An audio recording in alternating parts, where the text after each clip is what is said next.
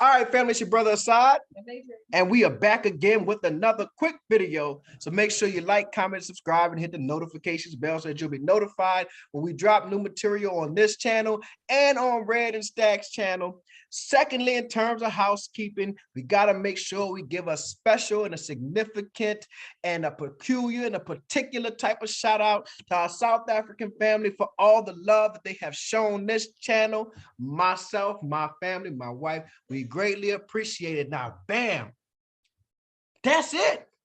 We're just going to jump into this conversation, man. So I guess how is this going to go? Y'all want to introduce yourselves, or y'all want us to introduce ourselves to y'all crew? Well, first we want to say that we're joining y'all from the Changing the Narrative podcast. Bam. You can find us on YouTube. I'm Red. Peace. Bam. Changing the Narrative. Shout out podcast. to our South African brothers and sisters. And everything that Assad said, times 10. Times 10. Bam, bam, bam. Just like bam. Bam.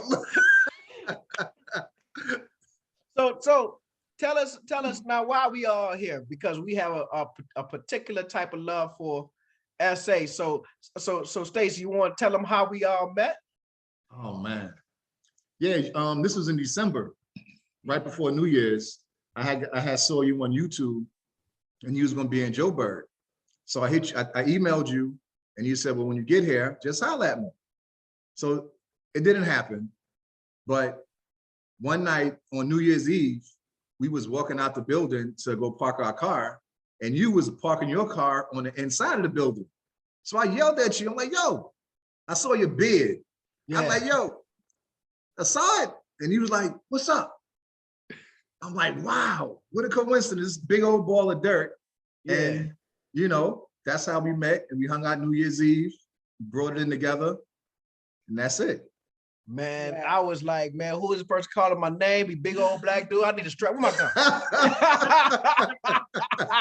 Who I owe in Johannesburg? I don't owe nobody. I'm coming looking. That's what it was.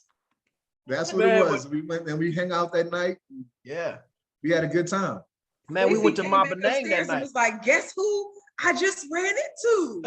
I thought he was gonna say like Michael Jordan or like so excited. I'm like, who? He's like Assad, and I'm like, so underwhelmed. He's like Assad. Who is he? The little boy. Yeah. Yeah. Because I do a lot of my she doesn't know about a lot of the research I do and videos I look at and stuff like that. So it's typically me that's doing a lot of the, you know, looking at other guys in Africa and what they're doing. And then I shared with her. But I was super excited. Like she said, it was like I met Michael Jordan or something. Because, you know, it's like, man, we staying in the same place, this big old ball of dirt. And how did we want each other? Right. Well, I'm going to tell you a very serendipitous story about us meeting Asha. We were sitting outside that same building, the Vantage, in 2021, February 2021. Yeah. And Asha walks out the building, my wife screaming, Asha! I was like, who is that? I don't even know that woman. Why are you screaming at this old woman, man? Wow. Like, who is that? Right. Wow. I know you from YouTube. Yeah. Right. I guess Rosebank is the hot spot for Americans, man. Hey, it is. I think because of the convenience of the mall right there and that Starbucks and stuff like that. You know, we were just talking earlier, you can go hang out at News Cafe, you can get a restaurant and a kind of club vibe all in once, and you can walk a half a block and you're back safely. Yes. So yeah, I think Rosebank is that spot. But and there's 3 liquor stores within walking distance. So that definitely was like. Well, that doesn't mean anything to them guys. They don't drink, so. I mean, that's all right. That's all right. For all the other Americans. All the other Americans, you go to Rosebank and get your liquor on. Another reason. Yeah, man. I mean, but. And do you remember when Stacey, when you invited us out or told us where you all were going, You remember when we were like, where is it? Yeah, I Like, was. oh, are you sure? Yeah, I Are you sure sure? was. I was like, you looked at that on the map? Right. We were so Yeah. traumatized. You like, Stacey, are you sure? You say, you sure you want to go there?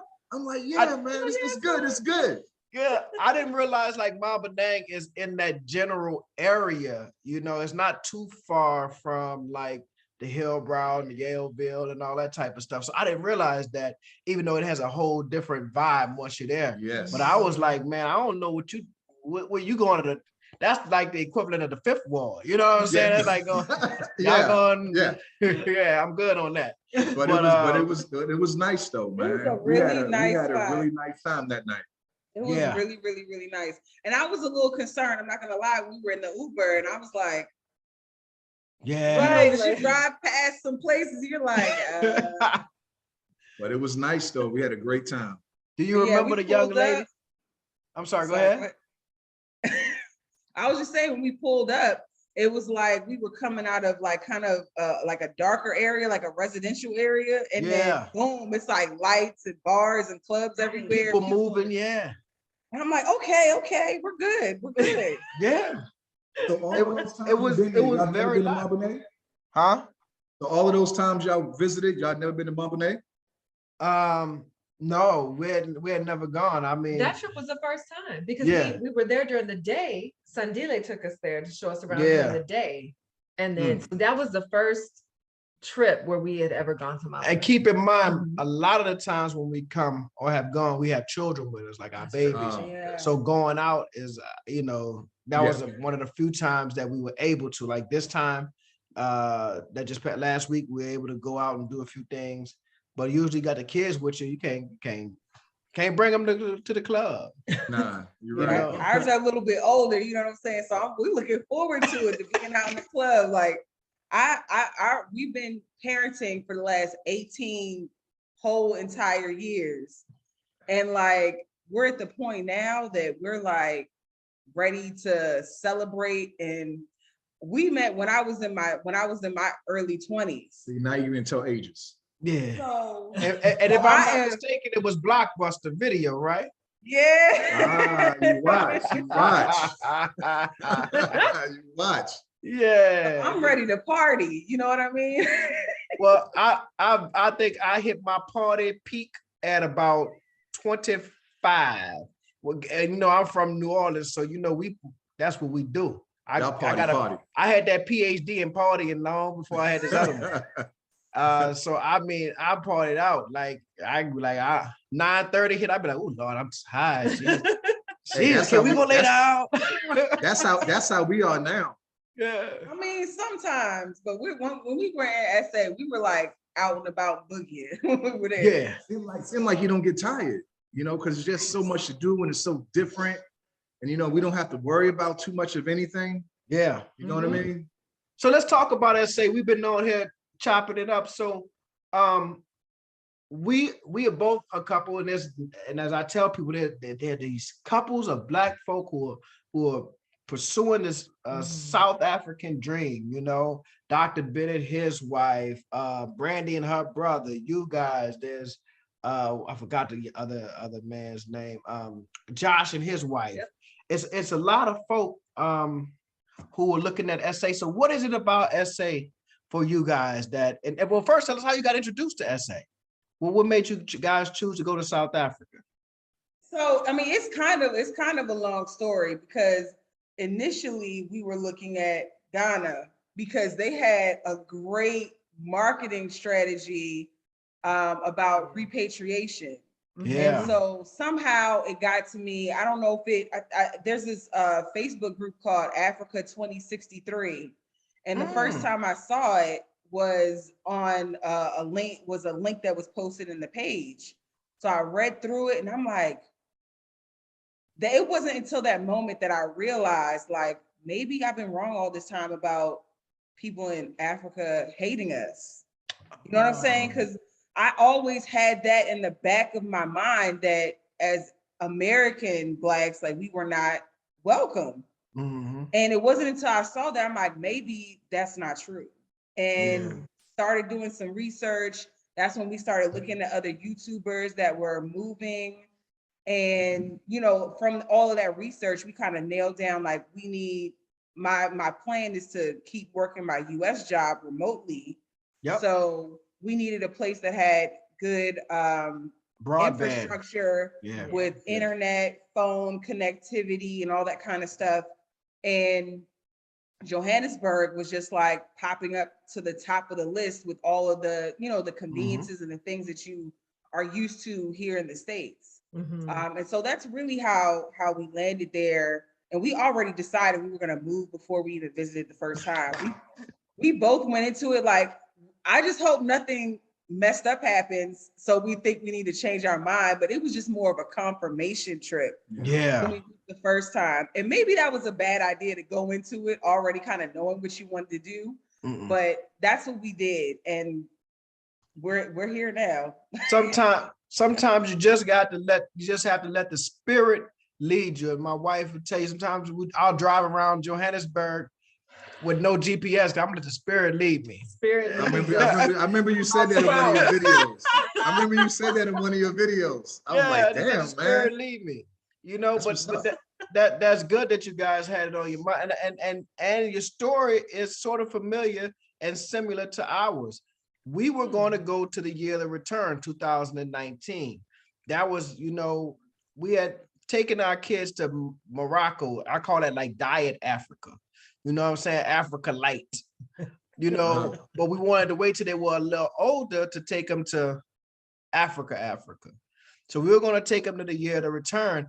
And we started looking up those prices, the tickets, and the accommodation. The only nice, not to say the only, but one of the nicest accommodations was at the Kapinski hotel. And that was like a 5-star hotel, but it was like $200 or something a night.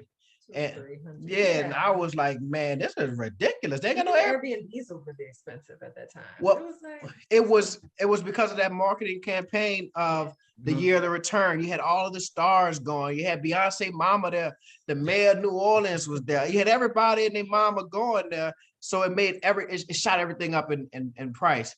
Well, we had a homegirl from Cape Town that we actually met in Tanzania in 2009. And she always told us, hey, you guys need to visit South Africa. You need to go. And I'm gonna be honest, I had my reservations because of apartheid. I had my reservations because, you know, I was like, I don't know, I ain't gonna leave the old racist West or whatever have you and go. But the prices were right. And we wanted to, so I said, we go check it out. And when we got to Cape Town, I was like, oh, this is beautiful. This is nice. Beautiful. But I didn't have that feeling that I wanted to move. I was like, this is nice. Yeah, this is cool. Yeah, it's pretty. You know, it's a great place to visit, right? So question, when did you get that feeling to move then? I'm about to tell you. All right. So, we flew into Johannesburg but when I flew into Johannesburg, I got in the car and I drove. I had never driven on the right side of the road or on the right side of the car, other side of the road. And I drove all the way to Kruger National Park for about 5-6 hours, right? Wow. You know, crash course. I was trained by the fire, crash course and driving on the other side of the road. We stayed at Kruger, did the safari thing, a couple of days. You know, the kids saw all the animals they needed to see. We got back and we were driving back. And as I was driving right on the edge of Pretoria, going into Johannesburg, I looked around and I said, oh, this lit. I could feel it. I could feel it. I could feel like it was lit. Houston, Atlanta, Vegas is what it felt like. And as we got into it and driving around and, you know, we had to weave through the city to get to the Rosebank area. And I'm just riding through the city. I was like, oh, this feels like Houston. This feels like, you know, something very familiar. And what sealed the deal was I was sitting out at Rosebank, like maybe the next night or whatever have you, maybe at News Cafe, smoking a hookah. And I was just looking around and all I saw was black. Now, in retrospect, I know that some of those people I saw were colored, right? But from the American perceptive lens, these are just black people. I saw all these black people moving around. I saw black people going into the bank. I saw black people, you know, working and sitting down and eating. I said, I was like, what is this? Prayer time. I was like, I gotta be here. That's when I said I gotta be here. That's when I said I gotta move. I gotta move here. 2009. No, that was 2009. 19. Okay. Yeah, 2019. And I That's said I what's gotta up. be here. That's what's up. It took us a while because we came back and we said to ourselves, we're just going to buy a property and we're going to retire there, but we'll go there every summer and bring the kids, and the kids could be familiar with the continent or whatever have you. That was, 2020, you couldn't travel because of COVID. And then George Floyd died. And that was, they murdered George Floyd. Yes. And once they murdered that man, I said, yeah, I'm out. I don't want to. I don't want to be here no more. Right. And then 2020, we had so much time to be on the internet. Yeah. With the lockdowns and stuff, so I felt like I discovered all the words. Yeah. It was just so much. It was just so much we can research. Yeah. Man, listen, I lived vicariously through the Blantons from the real South Africa. I was hating and living. Yeah, I was hating and living and living through them at the same time. I was like, man, they over there doing it, man. I'm not gonna even say how much research I did through them. Yeah, I was consumed. Yeah. On a Saturday and Sunday, and when I got off of work, one video, the next video, the next video, the next video, and then I told my wife about it, and she watched a few videos, and I'm like, yo, this is where it's at.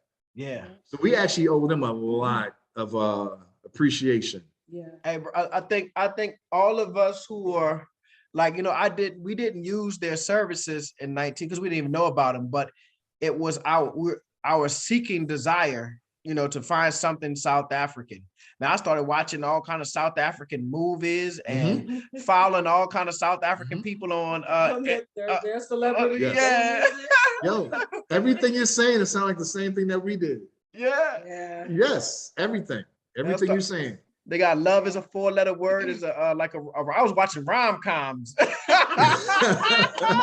I started watching those Nigerian movies. Man, that is the most entertaining movie you have ever seen in your life. You just like, what do you do? Oh, what are you gonna do? Oh,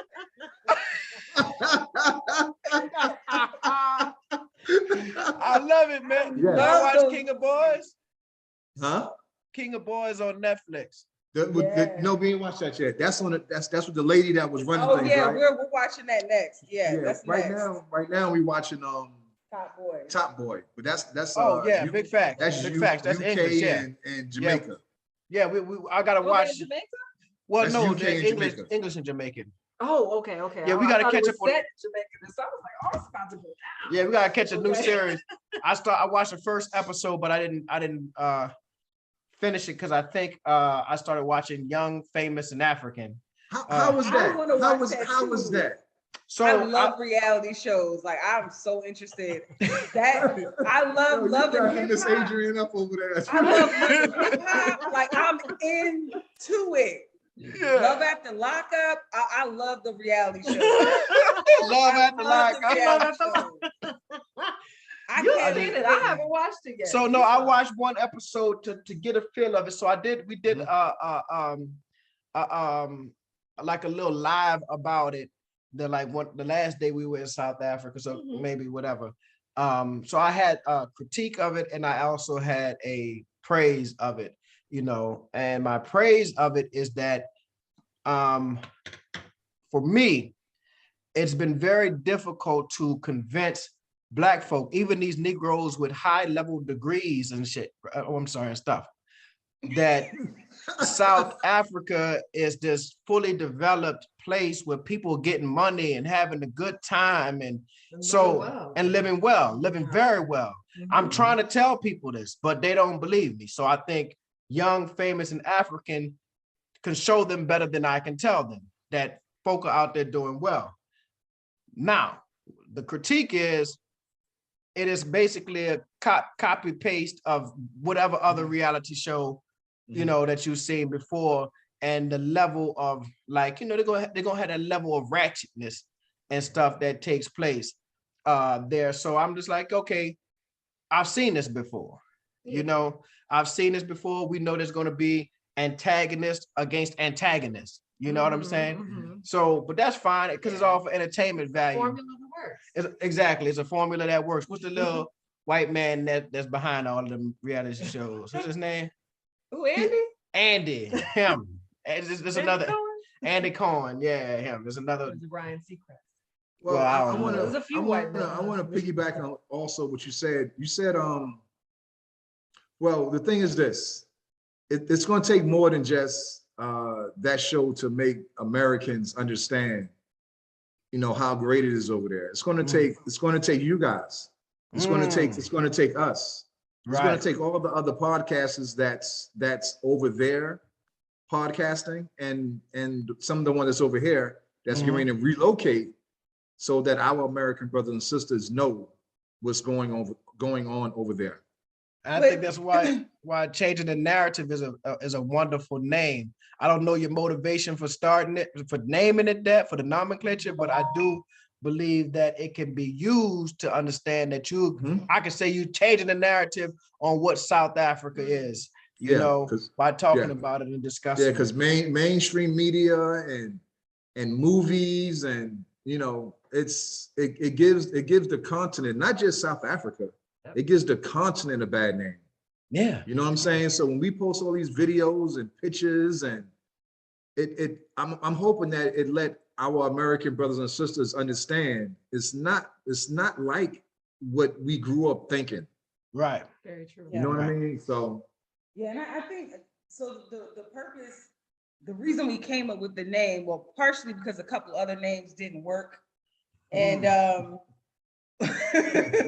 one, we were going to go with the Black ASS Truth. And then we tried, we're like, you know, let's make sure nobody else has that name. And we got 2 words in and realized that people might not get past what they see on the search results from the first 2 words. Because when you type in they get it. So they're gonna be looking for the wrong reasons. Yeah, they ain't looking for nothing African. They ain't looking for nothing African. To revisit this, like, what else can we do? So we decided to go with changing the narrative because we want to change the narrative of how people see Africa, the continent itself, and kind of bridge the gap between what you think you know and what's actually true. Yeah. So that's what we're here for. We're just here to show truth and give people that are thinking about visiting the continent or thinking about moving somewhere else to consider, you know, going home instead of moving to, you know, Brazil or moving to, a lot of people moving to Portugal and stuff like that. Like, check out, you know, Africa, the continent itself should be on the list. And, you know, for us specifically, you know, we're moving to South Africa, but it should be on everybody's travel list, bucket list. Change the perception. I haven't met an African American yet, and I think I have met a few who have visited SA. For some reason, I end up running into them, or they end up running into me on in these YouTube streets. I haven't met any that has, once they visit, have it at least said, "I'm going to buy a place here so I can come back all the time," or most of them say, "I'm trying to figure out how I can move here." The text message that just went off is a brother saying, "Please send me the information on your immigration guy so we can get this paperwork done," you know? So it is, you know, I think that this is my prediction that this is just the trickle before the full-on flood. You know, we have a group or a generation of Black Americans who are awakening to the reality, first of all, that the United States is not the only place in existence that you can exist, right? That you can actually exist outside of these borders, and that places outside of these borders may offer you more opportunity, more sense of humanity, and more sense of agency and autonomy over your own body, your own mental space, and all that good stuff. Secondly, they're also recognizing that Africa is an opportunity. It's an opportunity to be, it is the future. The white folk been on it. When you get on those planes to come over here, it's full of white people. Shout out to the white people, but it's full of white people. It's full of them, right? They know it. Why are they going? Why is the CEO of Twitter saying that he is, moving to Kenya or whatever have you for the next 2 years and all that good stuff? Why are they focused on it and we are not? I think at one point, maybe 2 years ago, 7 out of the 10 fastest growing economies in the world were on the continent of Africa. Why do they know that and we don't know it? Why are we still feeling that? But there's a new generation that, that are looking and saying, man, there's opportunity there. I got to get there. And even in Diet Africa, in Morocco, we were in Morocco and we saw 3 young sisters, maybe 25, maybe younger than that, 22, 23. And they were in there, we were in some kind of castle or something. Yeah, they doing their little selfies, getting their Drake pose, what Drake said, getting the angles and all that type of stuff. But they are there on the continent, right? So I think in the next 5 to 10 years, we're going to see a heavy migration of Black folk out of the United States, That's good. I don't want to get too political and tell you who's responsible for that. But I think everybody knows that. But we do know the United States has the best PR person or organization. They have the whole world. They thinking. have the whole world thinking that the United States, everybody is rich. Yeah. That it's basically a rap video here every day. You walk outside and you open your door and it's Ice Cube, It's a Good Day playing. And like we all have lowriders and everything is good over here. But the Blacks are happy. Like the whites are happy. Everybody is happy over here in the United States. No, the whites are definitely happy. Yeah, this is they have. They definitely. But yeah, the marketing that they put out into the world just doesn't allow people to realize that the same issues that you're having, we have the same exact issues. We have human rights issues. We have poverty issues. We have lack of government support. We have all of that here that lives here right in our faces in every single major city. But that's not what the US shows to the world. And that's the beauty of social media and YouTube and changing the narrative and the Assad channel, whatever. I don't have no real name for my channel. Everybody that's nomadic, the nomadic. Unapologetic nomads, yeah. Drew, I'm sorry. Drew, yeah. Everybody that's doing their thing, they are changing the narrative. Big facts. They are bringing light to what's really going on. Yeah, and I just hope more of our people actually watch and go to the continent. It got to be South Africa. Yeah, go to the continent and actually see what's really what's really going on and what they're missing. Look how this. Go ahead. No, I was going to say to Stacey's point. I hate when people say that, but I say it all the time. That we want Americans to kind of get this understanding and get this information. But I think that a lot of the people that are doing this kind of work on YouTube are finding that a lot of the people that are subscribing are actually people that are from South Africa or other African countries. And it just seems like we do get a lot of views, but the people that actually subscribe and tune in and want to hear more about what we're saying, it doesn't tend to be, American Black. So I wonder what we can do to try to get more Americans to subscribe and get the information and really tune into what we're all trying to do. Man, that's an important question. Content. Go ahead and say again. Content. Oh, keep putting up that content. Putting up content when you're looking at houses or you're walking through the mall or you're shopping. Yeah. You're buying a car. You got to put up content that they can see that's appealing. Yeah. Because what they see is Mexico was appealing. Dominican Republic. Vegas, DR, Miami. No. Go to the continent. The experience that you will get, it will blow your mind. Right. And I agree 100%. I think that we have seen an explosion of these YouTube content creators since 2019 on focused on Africa. And I don't know if they made enough headway into the African American population, but I think there has been some headway because just look. I feel like those that are based like in West Africa. Look at the numbers. Go Black like is getting. Wody. Get quite a few American, and I think it's also like the link, the ancestral link too. Yeah, a lot of African Americans that are interested in West Africa. Yeah, that's true. Like this is where I'm from. This is where my people are from. But either way, when we first started looking in 19, it was like the Blantons and Wody Maya and maybe one other person, African Tigress is her name. Yeah, and then you had that's her name. He had been on there for a while. But I don't think we discovered the Dinus until like 2020 sometime. So, but he had been on there. But now when you look, it is just like a whole lot of it. It's people that I can't keep up with anymore. Yes. I subscribe every time I see someone doing a video on South Africa, whether they are South African or they are African American, I subscribe. Some of them don't post as often, but it's a whole lot of them. Like, I would venture to say right now they have a good 30 vloggers or YouTubers who are focused just in South Africa. Yeah, right? I was telling my wife that a couple of days ago.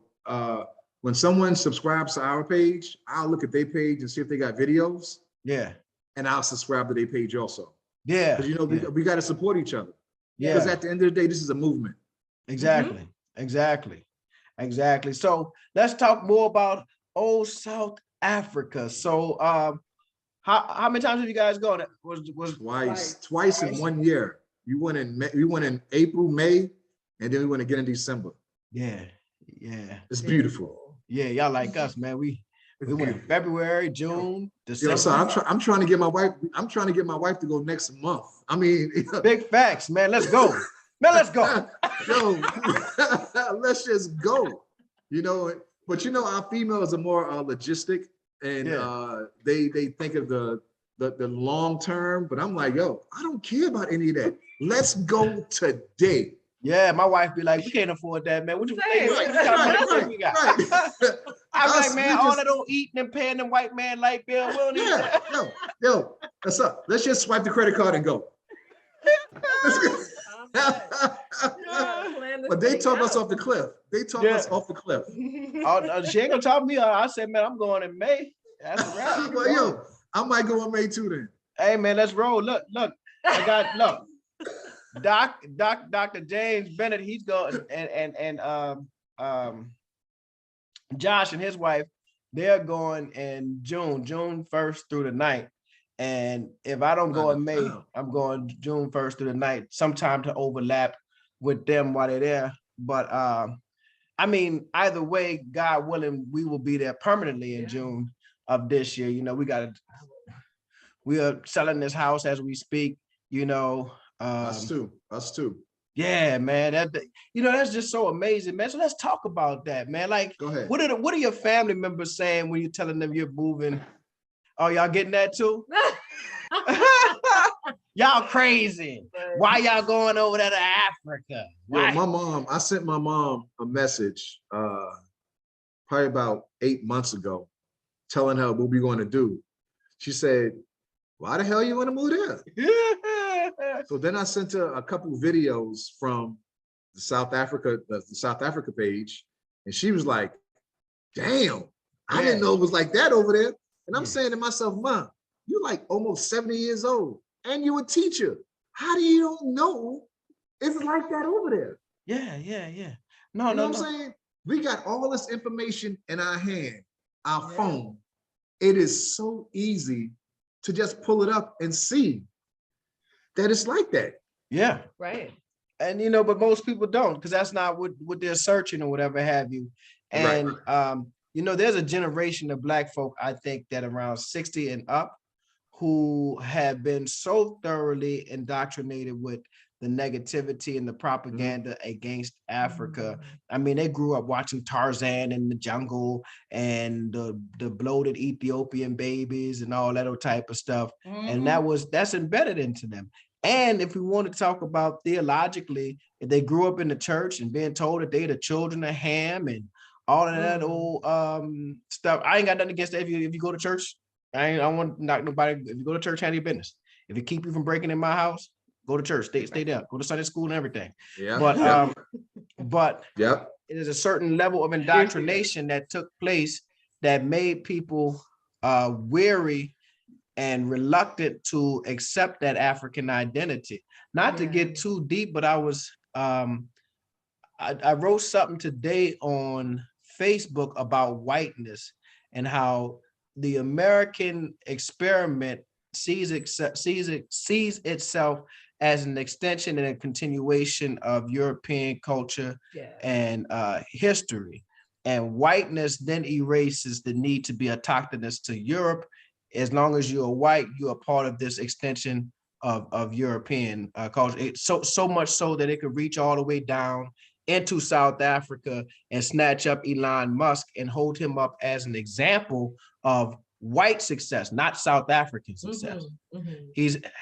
But for us, Black, the flip side of that is that if we say that whiteness and or the American experiment is an extension of European history, and we have seen, and the flip side, as Black Americans, Blackness makes us an extension of African history. If we don't see Africa as being successful, right? It had been colonized, enslaved, right? Impoverished, war-stricken, right? If you are any way separate from that as a Black American, we've been separated from it for 400 years. Why would you want to embrace that? Right. If that is the propaganda, why, that's not a history that you want to embrace. That's not a culture that you want to accept. So I don't blame my people for having that mindset, because that's all that we have been taught. That's all that we have seen. And again, it goes back to changing the narrative. Now we got to go back and change these pictures. We got to go back and replace the propaganda with real pictures. And more importantly, we have to let our people see that our people never hated us. When I'm talking about this, that narrative that Red talked about earlier, oh, Africans hated us. Where did that come? Who told us that? Yeah, that's what I keep asking. Who started it? Who started this propaganda? Because we know who started it. The white man started it. I mean, I love my white viewers. Like, comment, subscribe. But but Assad, it is what it is, though. Yeah, it is. They started it. It was.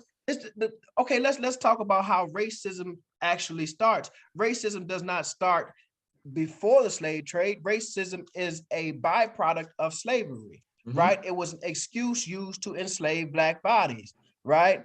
And along with that excuse came the excuse that says, your ancestors sold you anyway. Those people over there don't like you, they hate you anyway, right? You got to tell yourself stuff like that when you are enslaving people. You have to make this type of mental gymnastics take place in order to let yourself sleep at night if you're a human being, right? So they had to tell us those people hated us and you are better off over here in the United States being a slave than to be free over in Africa. And that's what they told us, and that's what they told themselves. And they believe it. So that's why it is an insult when they say go back. That's why we take it as an insult. I'm not saying it is. I'm saying we take it as an insult when they say go back to Africa. Why would I want to go back to Africa? Yes. Yeah, because I think a lot of American Blacks have this vision that they wanted to be full Americans, that they wanted to realize the dream of being a full American. And saying go back to Africa is basically confirming that you're not a full American. But I personally believe that that's never going to happen. That Black people will never be full, whole citizens of this country with the same rights that everybody else has. No. And going back to your point about Africans selling Africans, I think this is one of the things when people bring that argument up to me, I feel like I have to add context to that, because was it happening? Yes. Was it a right and moral thing to do? No. But in the situation, the West African part of the West African region, the population was being decimated by the slave trade. Decimated. And people that lived along the coast were obviously more susceptible to being kidnapped. So what was their solution? Their solution was to find other tribes and sell their people instead. You know what I mean? So in that situation, what would you have done? Right. Differently in order to protect your family? Was it right? Was it moral? No. But the reason they were in that position is because of the slave trade. And Negroes crazy anyway. Existed. We out here robbing and killing each other right now. And we acting like we acting right in the United States, we robbing and killing each other, shooting each other. They just right here in New Orleans, they just carjacked a 73-year-old woman in broad daylight at 1:30. Her arm got caught in the door of the car. These young brothers, a brother and 3 sisters. Wow. Drove off in the car with the woman's arm caught in the car and ripped the woman's arm off. She died. So telling me about acting like we sold each other over there. We killing each other over here too. So it's not like, that's a part of human nature. Most importantly though, is that when I say I want to reconnect back to the continent, right? Back to my African people, my ancestors. For every Negro that was sold, there was somebody on a boat that got on that boat. They left a mama who mourned for them. They left a wife or a daughter or aunt, somebody, a grandmama. Those are the people that we are reconnecting to. You see what I'm saying? We are supposed to just disregard those people for the ones who sold us. So our bloodline, we ignore, we disregard, we diminish because of the people that sold us, right? No, man, that's backwards. But that's backwards. That's backwards. Yeah. Sally Struthers started all of this shit with, the little black kid with the big stomach and the flies flying around and a penny a day. F what she said, man. You know what I'm saying? It's not that, man. It might have been that way back. But today, y'all need to wake up and see what's going on today. The movement is what the movement is. And we got to let the people know that, it's good. It's safe. We're wanted. We're needed. Let's just do this. Let's do this. It's all love. I want to ask Sally Struthers why she never picked that baby up. That baby is walking on all kinds of glass. Wipe that baby face off. Why she ain't wipe that baby face? Yeah. No sense. You couldn't give him a pair of pants, a t-shirt before you put him on TV. Baby got we would never do that. We like, come here, baby. That's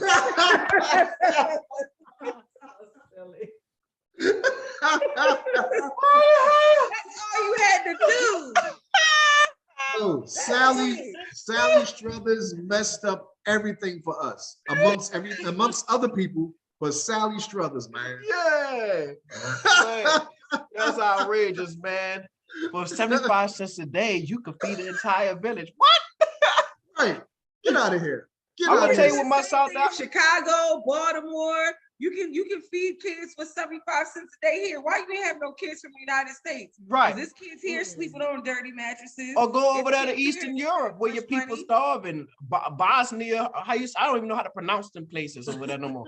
Hell no. All them places, see, where we get confused, we look at Western Europe and we see the wealth of Western Europe and forget that Eastern Europe has been ethnic strife and all kind of ethnic cleansing and war and poverty and everything. And they walking around with a lot of animals. What is it about these people and animals in the house? We have to do a study. Why do they keep so many dogs? They gotta keep them safe. Huh? They gotta keep them safe. The animals from what? Yeah, that's their livelihood. Like if you got 2 goats and you need to sell them in the spring, or you need to eat them in the spring, or you're not gonna have no food, I have them sitting right on the bedroom floor like a puppy too. Oh, like no. a puppy? I can't. Maybe also to keep them warm in the winter. I don't. You gotta protect your assets, and they assets was like, come on in the house, come on. Hey. That's what I read because I wanted to know the answer to that. Yeah, well, I mean, look, it makes sense. I just don't know. But anyway, they keep a lot of them in the house. But we forget that Eastern Europe is impoverished, but you never see the commercials, please support, whatever Eastern Europe country trying to get us, trying to get a meal or whatever have you. 75 cents a day can feed these children in the Czech Republic. You don't see that, Romania. right? Or Romania. Yeah. Right? Go check out Right. the people in Romania. They big struggling. Right? But that's the propaganda machine. We assume that whiteness is immediately wealthy and safe, and they have all the resources that they need. And if we want to be factual, if Western Europe stopped raping Africa, they would be back in the Middle Ages too. They would be exactly. Yeah. And also to your point, I hate what you said, but here I'm saying it again. Mm-hmm. But when you said, dang, I just lost my thought. All right. Until she figure out her thought. We shot a podcast. We shot a podcast a couple of days ago, and the topic was, why do you think American Blacks don't visit the continent more? And the answer was, because when we look on TV, all we see is Vegas, vacation in Vegas, vacation in Miami, vacation in Mexico, vacation in Brazil, vacation all these other places. So the question is this: why don't they do that for Africa? You know what I'm saying? It's because they don't want you to see the greatness. Right. Because if a bunch of us up and leave, like a bunch of us are doing already, but if more of us did that, who's gonna do the shit who's gonna do the stuff that we do? Because they're not gonna want to do it. Right. You know what I'm saying? They're not gonna want to do it. So we gotta put it out there so they can see and they can understand. It is what it is. You get your mind frame yet? Yeah, I remember I was gonna say. Gee whiz. So like when you see pictures and like the History Channel doing documentaries and stuff about Africa, you see like people living in the villages and living a small life.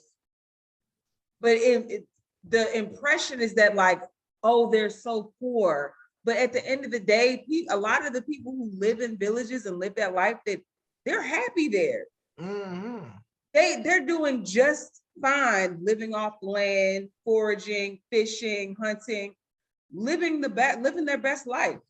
Yeah. But it makes it seem like it's something bad or something that you should feel sorry for. When that's not always the case, just because people choose to live at one with the earth and live off the land. That's how we were intended to live. That's how we were built. I mean, I'm not gonna do it, but I understand the beauty of it. Right. When it's China, right? And China, believe it or not, as powerful as China is full of poverty, a whole bunch of poverty, a whole bunch of nasty poverty too. Like it's pollution and all kind of stuff. But when you see those people out in rural China, it's cultural. It's rural China. When it's Black folk in the same rural areas in Africa, it's poverty. You see what I'm saying?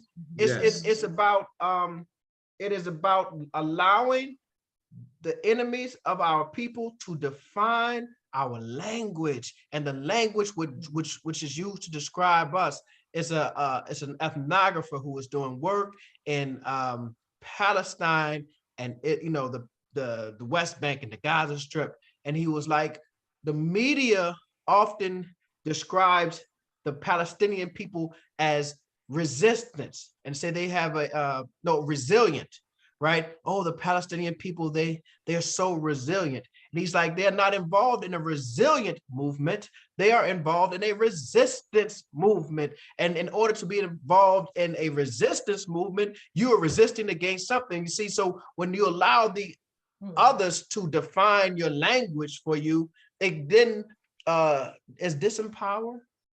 Yeah, disempowers you, right?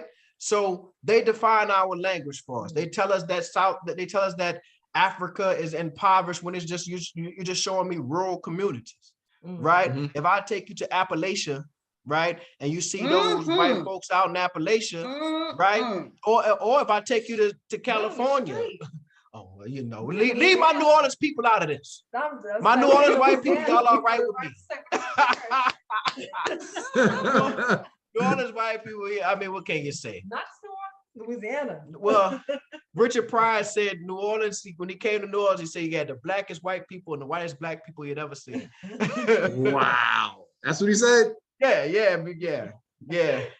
But now yeah, that's interesting because to go back to the point about tourism and shopping Africa, I feel like I first went to Africa back in 2008. It was attached to my graduate school experience, but everyone that I was in school with who had been to Africa, they were all white. And they all had been to different parts, and they traveled Africa, like they knew Africa. And the draw for them is the adventure of it. You know, it's adventure travel. It's the animals and the, you know, getting off the beaten path. And I survived living in a village for 2 years and that sort of thing that I don't think appeals to Black Americans for vacation. No. Like they vacation to right. They vacation to get this experience that challenges them in that way. Right. We vacation for the resort and the relaxation. To relax. And South Africa could definitely offer that, you know? Yeah. All best service I've ever had in my life. Best service, yes. The first couple of days we were there, I was just like handing out tips, like, yeah. Because I just was like, wow, that guy was amazing. Yeah. And then I realized, I'm like, oh, this is regular. Like, yeah. you do this kind of service at McDonald's too. Yeah. KFC, yeah. I did not know. Brought our food to us, waited on us in KFC. Yes. I couldn't believe it. The people are beautiful. Everything is just beautiful, man. You know, things, they pump your gas. Facts. You know what I'm saying? They check. Do you want me to check and see how much your windshield fluid? Yeah. You know what I'm saying? And it's like, really? In the States, I don't need to tell you guys. No. It creates jobs. It creates jobs for people. Yeah. Right. And that's one of the things that maybe the States is not used to, because we're so deep in the automation phase of being industrialized. We're so deep in that we don't expect good service anymore. We expect to be able to just get whatever we want on our phones, and we expect to be able to go to a little kiosk in the store. We even have like all the self-checkout lines and stuff. Right. And even while it's making things efficient and cheaper, it's cutting out a whole entire labor force. Right. Whereas in South Africa, like, they're using those opportunities to create jobs for people, where we are so focused on the bottom dollar, the almighty dollar, that we're just excluding people from the economy by replacing them with machines.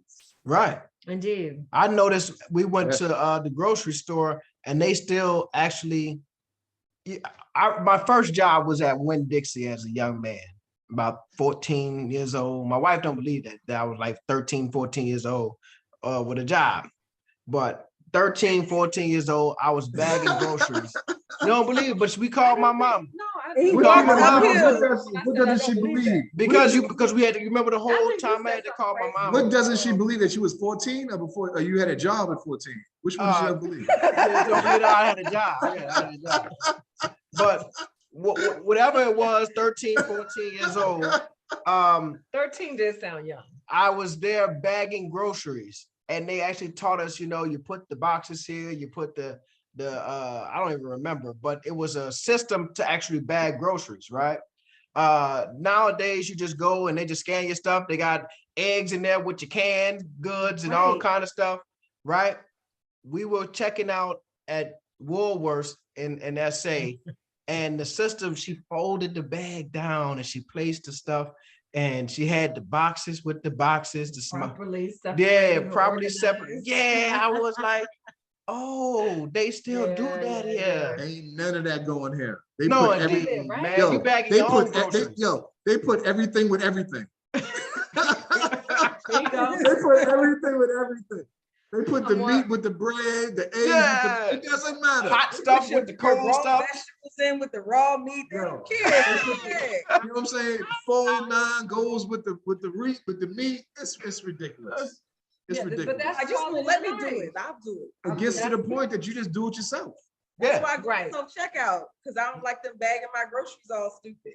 But Yeah, look, yeah. ain't Walmart slick though?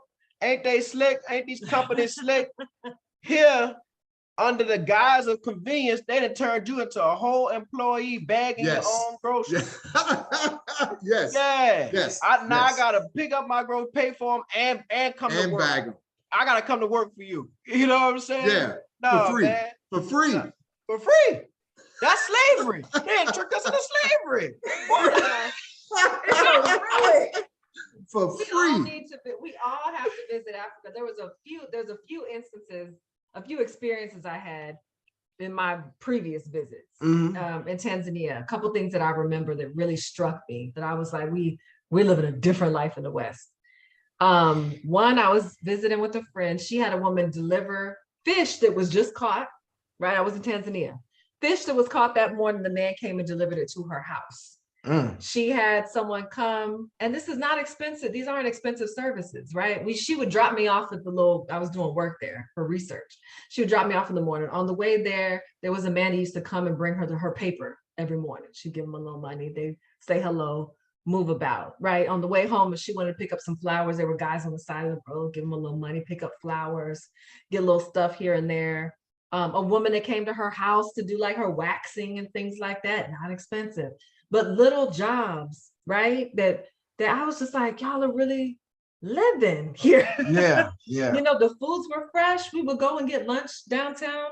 It was cooked every day. You had people cooking and you were eating outside and stuff like that, but fresh cooked food, just the quality of the food, the quality of life, the interactions with people was so genuine and so different. And I'm like, this was a different life.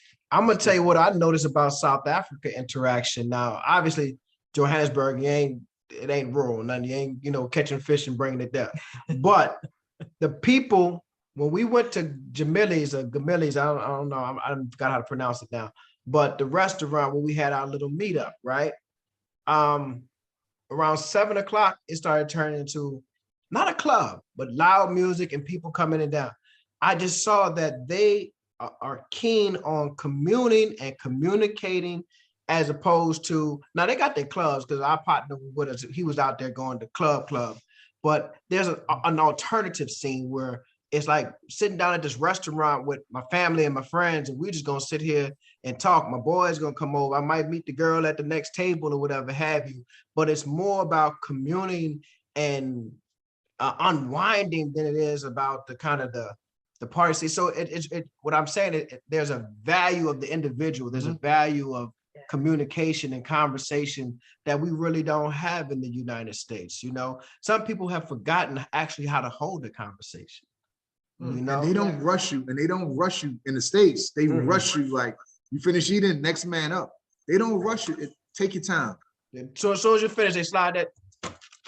Sir, thank you for ordering. Like, no rush. No rush, but here go your bill. You know They don't come back around and fill up either. Take your time. They going on about the next one. Yeah. You know what really threw me is like, if you don't have what you need by like 5 or 6 o'clock, like you out of luck. Yeah. Everything's closed. Grocery stores be closed, restaurants closed. Everybody out drinking, having a good time. Yeah. Maybe Saturday and maybe on Friday and Saturday have a little bit extended hours, but if you don't have what you need by about 5, 6 o'clock, Clicks was closed. you Yeah. eating oatmeal. I think that might have been a result of the pandemic thing though, too. Oh, really? Yeah, because while we were there in December, they lifted the curfew for the first time, and I guess since 2020 when they first went, so they were under a curfew where everything shut down at 11 o'clock. So the workers had to be let off at 10 so they can have an opportunity to get back home. Clicks are still closing at 6. Yeah, Clicks was closed early, man. So When I went- you're saying before the pandemic, it might have been open later. I know it was open later when we were there just now, last week. Oh, okay. Yeah, it was okay. popping. Yeah, it was So popping. we- I don't know if So Clicks like was open Woolworths later. is open past 7 o'clock. I don't know. I ain't go to Woolworths. See, we were there. I went to, remember, I can't remember what I needed. And Henry was like, Clicks is closed. Yep, Woolworths he did. closed. Yep, he did Might say be able that. to catch checkers. Yeah, and it was like 8 o'clock. Ah, Yeah, it was closed. okay. We would thought that was just like a common thing, like, yo, it's time for us to go to happy hour and enjoy life. Because Yeah, over here, well- it's like shit. Everything's 24 hours. Like Mhm. you can get whatever you want at any time of the day because Yeah. it's somebody at work. Still running that rat race. Yeah, Yeah. definitely. But I was like, wow, they just let people go home. That's good. That's good. And so they can enjoy their life. Yeah, we cooked a lot when we were there because we like to cook a lot. Mm. So we spent a lot of time in the grocery stores, and we were in what was the store that we went to first? Wow. Yeah, we were at Spars. Yeah. We finally realized that there was a Woolies in Rosebank too. Yeah. Didn't realize it was there, but we went to Woolies, and at first we were like, oh man, it's gonna be really hard for us to find the stuff that we need, the stuff that we, the seasonings, the stuff that we want. And then we went to Woolies and it was like, oh, they got everything in here. Yeah, It's a little bit more pricey, big Yeah, facts. but for the seasonings and certain things that you want, like we can go in there and get like one little bag of a little extra expensive stuff to get the seasonings and everything that we want. But Spars is like so reasonably priced. And what about the chicken? Like we noticed that like the chicken and the meat just kind of smells like, it smells different than in the United States. Like in the United States, there's literally no smell when the chicken is fresh. Yeah, True. yeah. But when you buy chicken and meat and stuff there, it has like a wild smell to it. It doesn't smell bad, but it just smells like it's real. It smells like meat should smell. Right. You know what I'm saying? So it's just like, it's definitely a difference in the quality of the food, like the vegetables. Right. Mm-hmm. It's every vegetable, every tomato is not sitting there looking extremely perfect. Right. Some of them are a little bit different colors. Some of them got a little bruise on them. Like they look like they just came from somewhere fresh. Fresh, Right. exactly. It looks like real food. Mhm. How What- it's supposed to look. I'm gonna tell you, this is a great transition from another conversation. I'm trying to figure out how do we get to the vegetables. This is a crazy transition. Yeah. But it is what it is, man. But it is what it is. It's the stuff that you notice that are just different. Like the bread, we bought some bread the first week when we stayed in, and by like 3 or 4 days it started to mold. And we were like, Yeah. damn, why? But that's because it's not full of those preservatives. We buying Yeah. bread over here that's full of preservatives. Your bread is sit on your shelf and last you 2 weeks or whatever have you. Bread ain't supposed to last 2 weeks. It has a fresh No. yeast in there. You know what I'm saying? We bought some milk, and I smelled the milk. I'm like, yo, what is this? Because it doesn't smell the same way over here. Yeah, yeah. But it's because, milk and meats and everything else over here, they put all of these preservatives and all this other stuff to make it last longer. Right. The chicken wings over here are like the size of your hand. Exactly. The Yeah. chicken wings over there are the size they're supposed to be. Right. Right. Right. And then you wonder why we get all these cancers and why we have all this high blood pressure because they're putting all these sodium preservatives in your Yes. food or whatever have you. You know? Yes, sodium. Like, yes, like I've noticed that like when I talked about this in one of our last podcasts, we'll miss when we move. Oh yeah, yeah. No. Because like the sauces there seem to be like a little bit sweeter Yeah. than they are here. Like the mayonnaise, the mustard, the ketchup, it's all got like a little bit more of a sweeter taste. But I think it's really just because we're so used to having thousands of milligrams of sodium Yeah. in a yeah. tablespoon of, you know, barbecue sauce or whatever it is. Yeah. And that's just like with the, you know, that's probably a better version of what we should be eating, because that's probably what it's supposed to taste like instead of being full of salt. Definitely. All right, I think Reg, you said you had some questions from me. Yes, I just looked at my phone just now, and I know Miss Adrian got something she got to do. So ask Saad what you had to ask. So I did some Googles, and I don't know if you've seen the one of the videos where I talk about reparations and how I feel like our DNA test should be included in our reparations package. And I saw that you had written an article on your blog about reparations. Yeah. Yes. And so can you tell me about the reason why you felt like you needed to put that information out to the world? Because I think it's so important. I think I won't take your shine. Go ahead. I just want to hear your thoughts on why you thought it was important. You know why I wrote that article? Because I don't like Tulane University. Big facts. I don't like it. So I wanted to make sure that I wrote an article that mentioned that Tulane University was founded with slave owner money. And all that other stuff just came with it. I mean, that was the motivation. That's the exact motivation. But why is it important? If you read that article, it's really focused on Louisiana and New Orleans, right? So a lot of stuff is mentioned: Domino Sugar, again, Tulane University. What else is mentioned in that article? Well, a few other things I do talk about.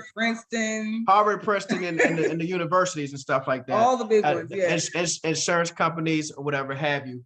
But I wanted to focus it on, because it was written and published in a local magazine called Big Easy Magazine or whatever have you. Initially. So it was to kind of point out that we are walking around a city that really owes its greatness to Black people. And I believe that whether we are staying here locally in the United States or you're moving abroad, that if we do not get reparations, nothing changes for us. Nothing changes for the masses of Black people. We can move to South Africa and we could have us a good life over there, you and I, and, you know, the handful of folks that go. But to change the condition actually change the material condition of Black people, we must be repaid for the 400 years of free labor, as it was described in the piece there. Our slavery was 100% tax on our labor, meaning that we didn't get paid for anything that we did. Right?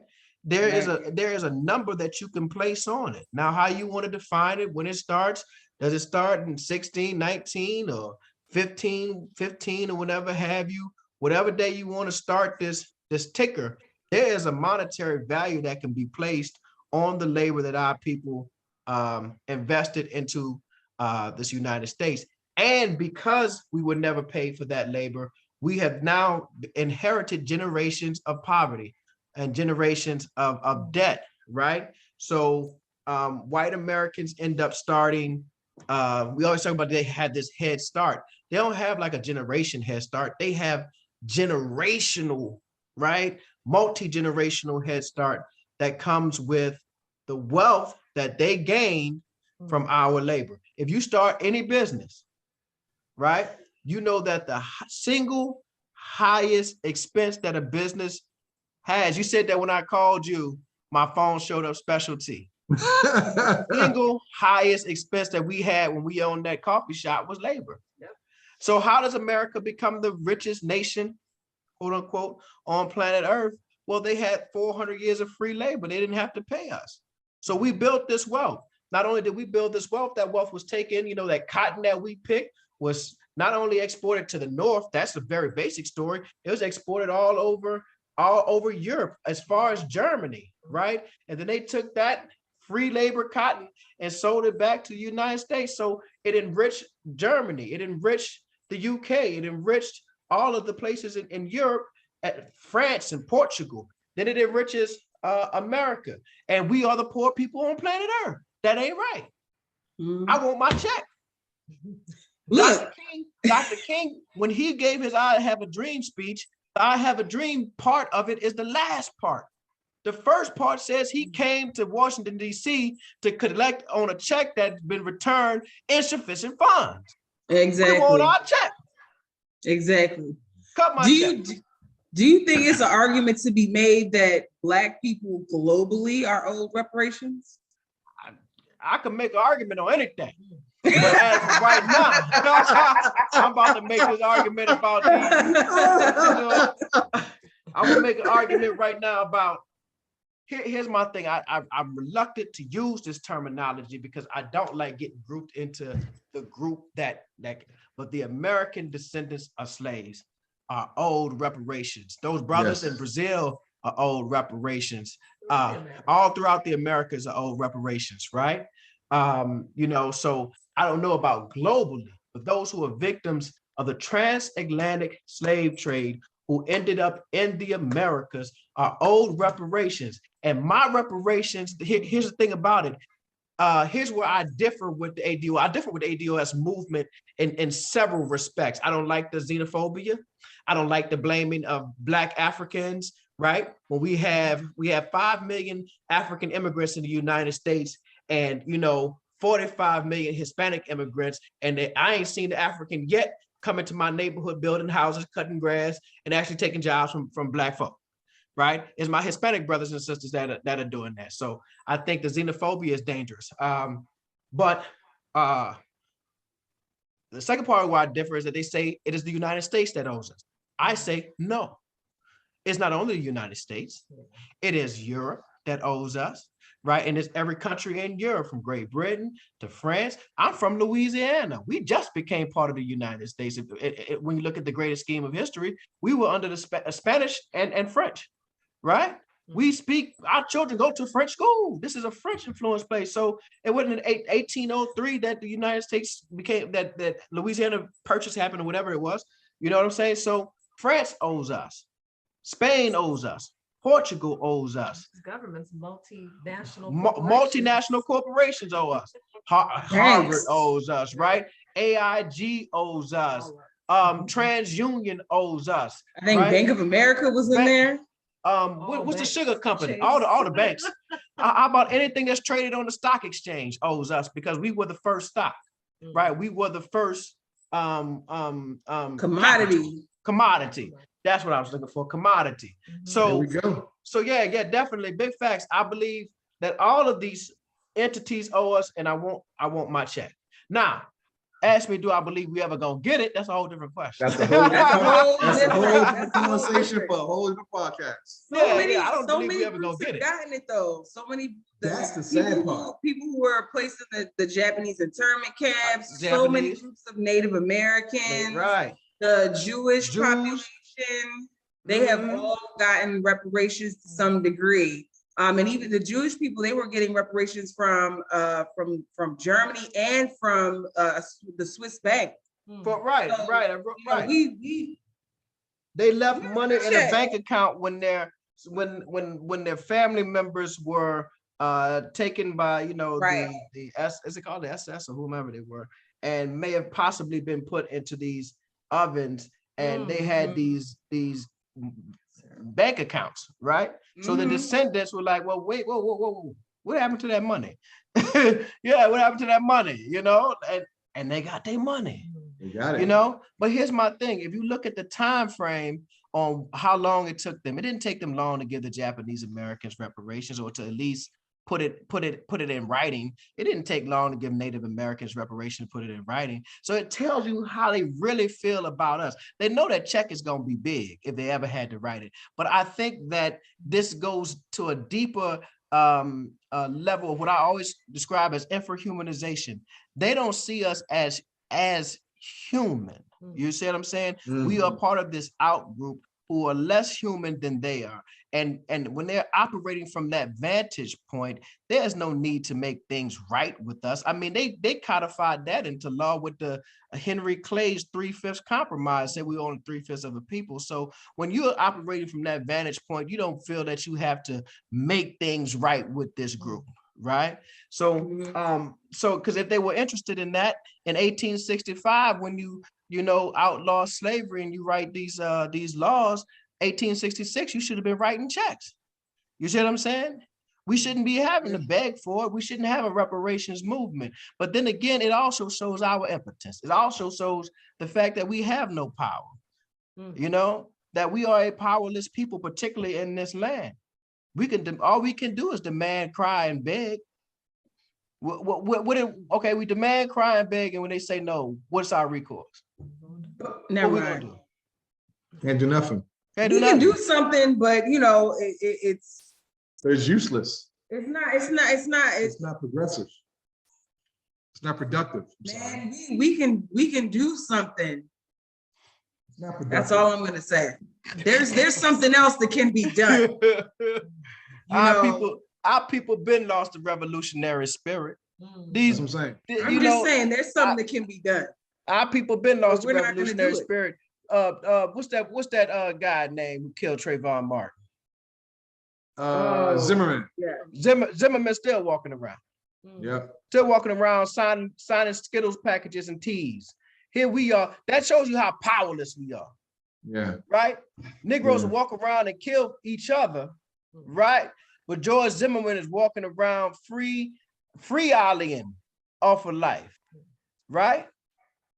Yeah. No, we right. lost the revolutionary spirit. We don't know nothing about no revolution. We don't know nothing about no Fred Hampton.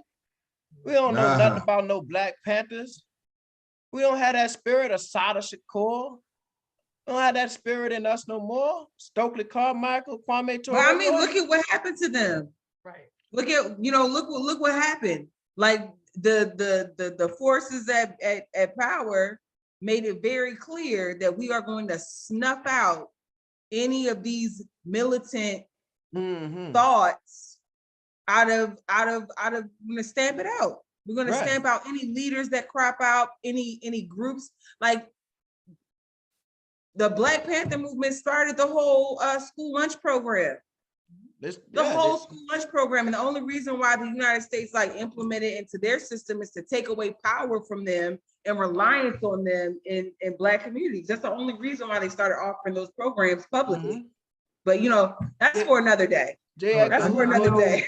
J. Edgar Hoover described the Black Panthers free lunch program as an infiltration. And Huey P. Newton said, how can Black people from the community, of the community, dealing with other people in the community, infiltrate their own community, right? But what he understood, what J. Edgar Hoover understood was that the Black Panther Party, if they begin to capture the minds of the youth, Minister Farrakhan said something about 10 or 15 years ago. He said, we're dealing with a generation that are fearless, but they don't have any direction. Man, these cats are fearless. Man, they'll shoot up a whole block and all that type of stuff. I don't condone it, but that's fearless. That's a warrior, right? But now we got a whole bunch of warriors without direction. We got warriors without generals. We got warriors without marching orders. So now we are being attacked, and instead of them being our soldiers and defending us. What's been done to Black people in the United States, man, it's a sad and a very serious and dire situation that we are in. We have been psychologically destroyed. We have been emotionally destroyed. We have been spiritually destroyed in so many ways that I think, I'm sorry, babe, I know you got to go, that I think that the only way that if you're not a religious person, a believer, I'm a believer. I think the only way to pull us out of this is God. God has to come down himself, right? He's going to have to come down himself to rectify this, right? But I'm going to tell you another thing, and I'll leave this alone. Our disobedience is part of it. If you are a biblical person or you are a person who reads the Quran, you know that that when the children of Israel were in bondage in Egypt, God gave Moses a specific commandment. He said to go tell Pharaoh to let my people go. He didn't say go integrate. He didn't say go beg them people to go to their schools. He didn't say go move into their neighborhoods and marry their daughters. Uh-oh, I'm sorry. Did I go too far? Yeah. Oh, I'm sorry. Hey, I know Adrian, I know Miss Adrian gotta go, but I got one last question for you, and we can close this out. I have one last question. What do you guys feel about Uncle Cyril? Who? Cyril. Who is that? Oh, Cyril Ramaphosa? Yeah. I ain't got nothing to say about the people politics. Let me say this. Whatever South African duly elected government does, that's what South African duly elected government does. I support whoever the South African people elect. It's not my place. I'm not gonna go out there and criticize the people's government. Yeah, I'm trying to move there. If I don't like their government, I'll stay my black behind here. If I don't like what they're doing, I'm gonna stay here. You see what I'm saying? And on top of that, if I get there and don't like what they're doing, I'll come back in or find another place to go. It's not my position. Nor is it anybody else's position to come here and criticize black folk. See, I can talk about us all day, but don't come here talking about black people because I'm gonna give it to you every time. Now you can talk about the country, but don't talk about us. But it's not my position to go to South Africa and start criticizing their leadership, criticizing Cyril Ramaphosa, or criticizing Julius Malema, who I actually like Julius Malema, but I like his revolutionary spirit. I heard his last post a few days ago. I like him too. Yeah, I think that there's some critiques of him also. I think there's critiques of Cyril, but it is not my place. It's not our place. You see what I'm saying? It's not our place. We need to go there and do what we can do to contribute to the economy, contribute to the people, and establish ourselves as productive members of society, right? If there's something that we see that is disturbing or wrong, well, then let's try to find a solution to fix it. You don't go to nobody's house. If I imagine me coming to Red and Stacy house talking about y'all done invited me to your house, and I'm talking about, oh man, it's hot in here. They look at their dishes dirty. All that type of stuff.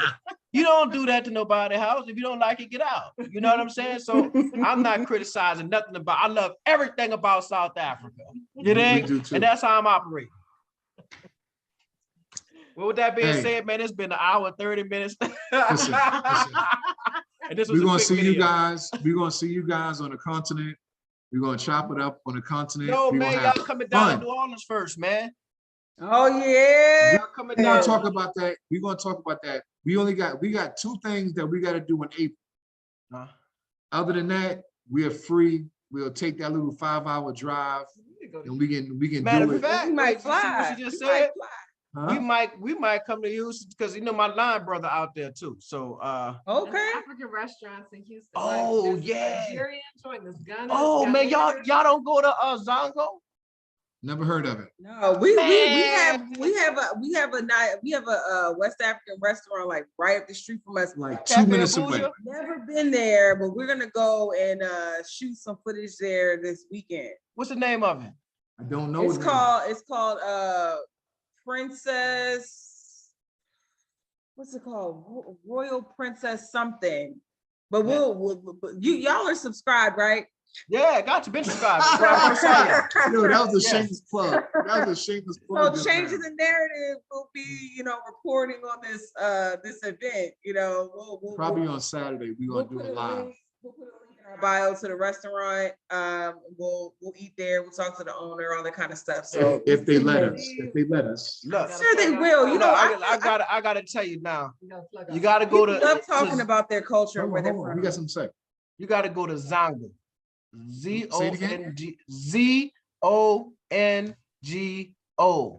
Zongo. Zongo is a Ghanaian restaurant in Houston. It's over near Katy, really. Yeah, it's by we live in Katy. Oh, it's close.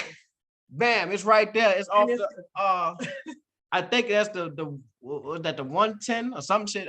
Some stuff I don't know. But it's Katy. Yeah, we may as well just let that whole clean version just forget about it. Y'all done said, like 5-6 times.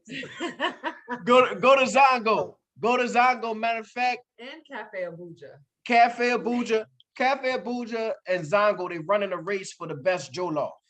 How do you spell the other cafe? What? We can talk about that afterward. How you spell it? U-A. How you spell Abuja? A-B-J-U-A? U-J-A? Yeah, that's how it Abuja. Yeah. A-B-U-J-A. Yeah. All right. A-B. The Django is 25 minutes away. That's not Yeah. bad. That's close. Yeah. Producing, that's close. Hey, Yeah. Miss John, Adrian, go ahead. You got what you got to handle. Brother Assad, it was great changing the narrative. Brother Assad, we love you guys. We done. Peace. I love y'all. Love you guys. Oh, let me stop. Boom.